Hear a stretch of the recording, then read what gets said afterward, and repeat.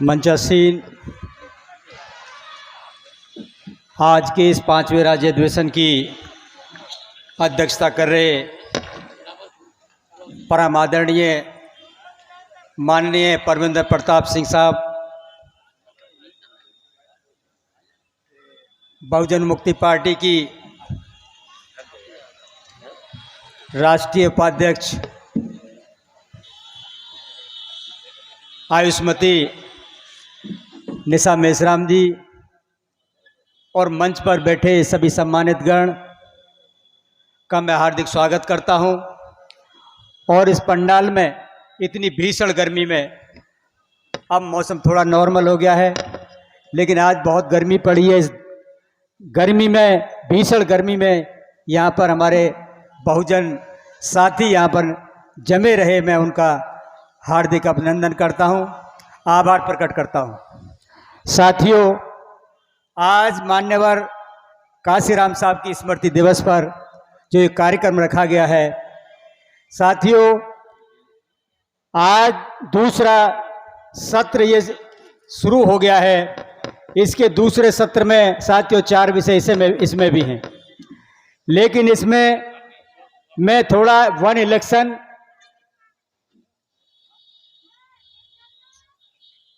One election और EVM पे मैं अपने विचार थोड़े से रखूंगा, क्योंकि समय बहुत कम है और वक्ता मेरे बाद भी काफ़ी है। साथियों, वन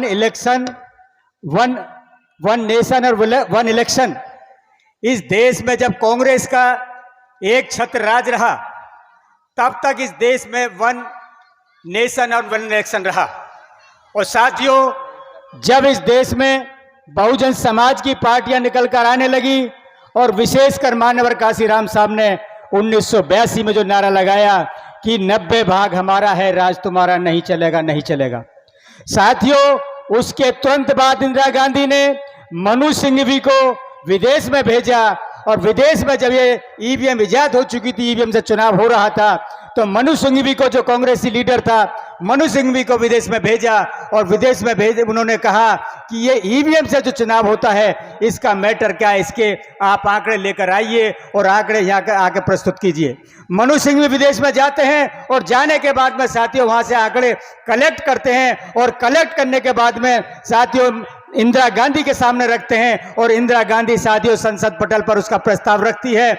जब प्रस्ताव रखती है संसद पटल पर, सबसे पहले उसका समर्थन कौन करता है? अटल बिहारी वाजपेयी उसका समर्थन करते हैं, और दूसरे नंबर सीताराम येचुरी करते हैं। ये दोनों के दोनों ब्राह्मण थे, इनने सबसे पहले ईवीएम से चुनाव कराने का समर्थन किया। साथियों, सन 82 में ही केरल के अंदर एक विधानसभा में बाईपोल हुआ था, और बाईपोल में वहां पर चुनाव हुआ। जो दूसरे नंबर पर कैंडिडेट रहा, उस कैंडिडेट ने कहा कि मुझे ईवीएम के द्वारा हराया गया है। वहां केरल के कोर्ट में मामला गया, लेकिन उस पर कोई फैसला नहीं हो पाया, वो मामला दब गया। लेकिन उसके साथियों बीच में चुनाव बंद कर दिया। 2004 में कांग्रेस के द्वारा ईवीएम से घोटाला किया गया, और 2009 में कांग्रेस के द्वारा घोटाला किया गया। ये मामला जब सामने आया, जो विपक्ष में पार्टी थी, उसके नेताओं ने कहा कि कांग्रेस ने ईवीएम के द्वारा घोटाला किया है।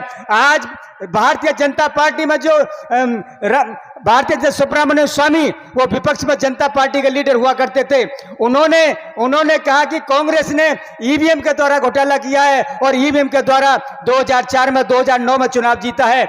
वो 2013 में पहले वो दिल्ली के हाई कोर्ट में गए कि ईवीएम के द्वारा इसने घोटाला किया कांग्रेस ने, लेकिन वो एविडेंस जुटा नहीं पाए, वहां पर आंकड़े जुटा नहीं पाए, वो केस रफा दफा हो गया। लेकिन दोबारा से उन्होंने सुप्रीम कोर्ट में केस डाला, और सुप्रीम कोर्ट में केस डाल उन्होंने आंकड़े इकट्ठे किए। इकट्ठे करने के बाद में सुप्रीम कोर्ट में आंकड़े दिए, तो सुप्रीम कोर्ट ने साथियों 8 अक्टूबर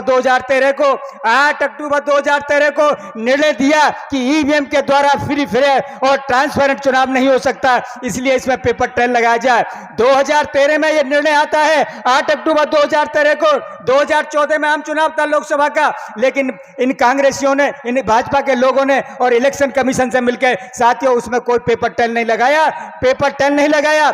लेकिन साथियों दो हमारे भारत मुक्ति मोर्चा के माध्यम से माननीय वामन बेसराम साहब ने केस डाला। 2017 में निर्णय आता है अप्रैल 2017 में कि सभी मशीनों में पेपर ट्रेल लगाया जाए, सभी मशीनों में पेपर ट्रेल लगाया जाए।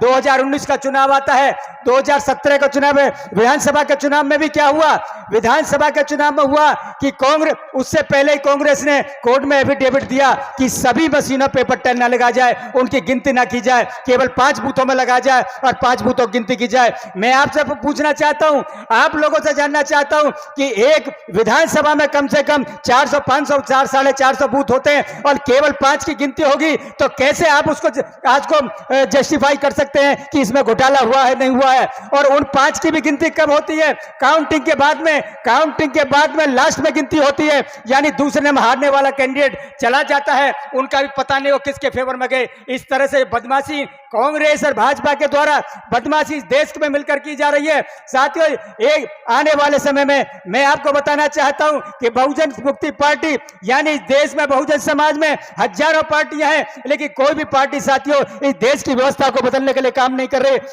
केवल बहुजन मुक्ति पार्टी है। सारी पार्टियां व्यवस्था के अंदर काम कर रही हैं और व्यवस्था को पोषण करने का काम कर रही है। केवल बहुजन मुक्ति पार्टी है जो इसकी देश की व्यवस्था को बदलने का काम करेगी। साथियों, क्राउड कभी साथियों व्यवस्था बदलने का काम नहीं करता, कैडर व्यवस्था को बदलने का काम करता है। बहुजन मुक्ति का पार्टी का ये कैडर बैठा हुआ है। आने वाले समय में हम इस देश के शासक बनेंगे। ये बाबा साहब डॉक्टर अंबेडकर ने गांधी से कहा था कि मिस्टर गांधी 20वीं सदी तुम्हारी है, 21वीं सदी मेरी होगी। 21वीं सदी मात्र 23 साल बीतने वाले हैं। माननीय काशीराम साहब ने 2006 में के लिए डिजाइन कर लिया था कि मैं इस देश की व्यवस्था पर कब्जा कर लूंगा, लेकिन इन दुश्मनों ने माननीय काशीराम साहब का वो समय आने से पहले ही उनको रास्ते से हटा दिया। लेकिन साथियों, अब हम समय पिछले इतिहास को देखकर हम समझ के होशियार हो गए हैं। वो समय आने वाला नहीं है, कल हमारा होगा, बहुजन इस देश के शासक होंगे, इसमें कोई किंतु परंतु नहीं है। ये समय नजदीक है। साथियों, हमें आशावान रहना है। दुनिया में आशावानी व्यवस्था को बदलने का काम करते हैं, जो निराशावादी लोग कभी व्यवस्था को बदलने का काम नहीं करते।